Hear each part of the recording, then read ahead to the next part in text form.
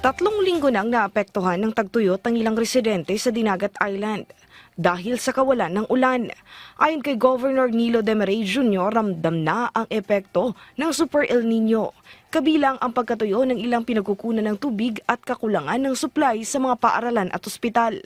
Apektado rin ang agrikultura dahil sa mga nalalantang pananim habang nakararanas din ng forest fire sa ilang kagubatan.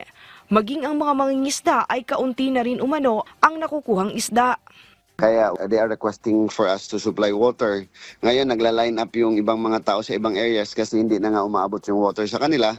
Dahil dito, nagdeklara ng state of calamity ang Dinagat Islands, epektibo noong Agosto 25. Layunin nitong mapabilis ang pagtugon at paghahanda sa posibleng mas matinding epekto ng tagtuyot, lalo't inaasahang magpapatuloy ang mainit na panahon hanggang sa susunod na taon.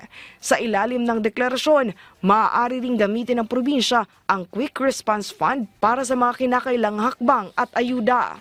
Na 20,000 more or less ang affected sa 140,000 dinagat noon. So we are declaring it now para kung anong mitigation na pwedeng gawin ng provincial government, local government, and national to ease the pain of having no water. Bago pa man naranasan ang problema sa tubig, naghanda na ang Dinagat Islands para sa naturang kalamidad. Ngunit hindi pa ito sapat, kaya malaking tulong talaga ang pagdeklara ng state of calamity. Mula sa PTV Davao, Regine Lenuza para sa Bayan.